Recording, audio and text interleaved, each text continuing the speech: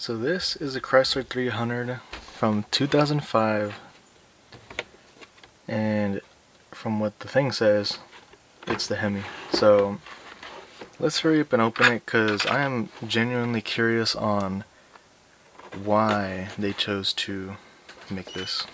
So this is the Chrysler 300 out of the box with the rubber bands removed and everything. I will say, already seen some, I don't know why that looks, the door looks off.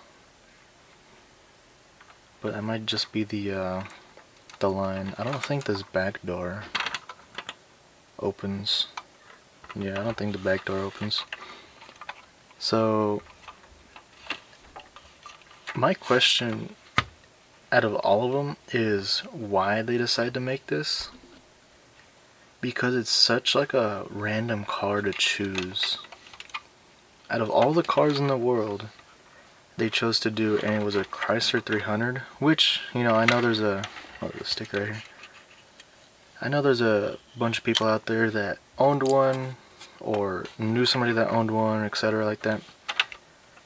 I didn't, but even then, like, why would you want one, especially in like this year?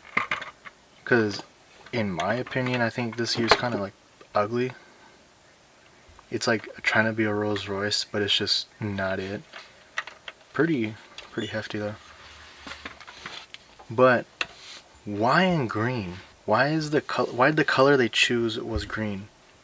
And even then, like, I can't tell if it's supposed to be like a gloss or a matte, because I can't tell if it's supposed, because it looks like it's supposed to be gloss. At least in person, if you actually looked at it, like in Costco, you might see that it actually might be gloss, but feeling it and comparing the feel to like other cars like the GT or the Valkyrie, it just feels more of a matte, and it kind of looks more of a matte on camera. And again, why like this weird green out of all of them? Like, it's such like a weird color. I'm just confused. But anyway, the fronts again, really awkward. The sides, the back door does not open. The rear, and the left side, driver's side. Let's take a look at the interior, see how well we can actually see into it. You can see a pretty decent amount. Doesn't look too bad in there. A nice clean dash. The middle has all your buttons you need and a big enough screen for information. The door on the left side, a little difficult to see, but nothing as much on the passenger side.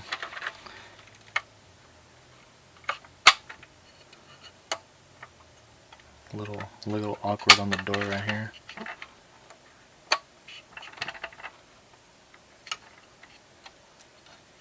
This door wiggles. I don't know if that's just a defect mine has, or all of them have it, but the other side have it. A little. Maybe that's just a common thing in Maistos, and I just never noticed it till now. But the chrome rims, which do look really nice, but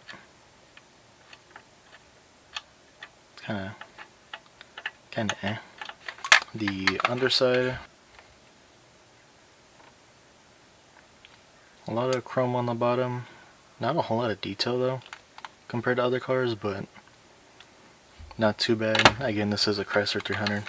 Oh yeah, one thing I forgot to show in the white Bel Air video is that on the bottom down here, on the bottom, it also says Bel Air convertible.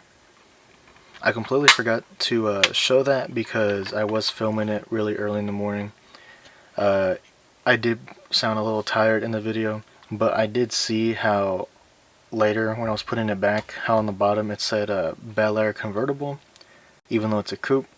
So at least the stand says it's a coupe, so I don't know if that was just a way to cut costs, is just using the same platform on the bottom, but if so, then why don't you just put Bel Air, just 1957 Bel Air. I don't know why you had to put convertible or coupe or whatever, convertible on the coupe. It was just a thing I noticed, and I had already put the video together by then, and I did kind of get a little lazy, and I didn't want to like redo, upload, and all that just for like another 2 seconds. But yeah, I just wanted to mention that now.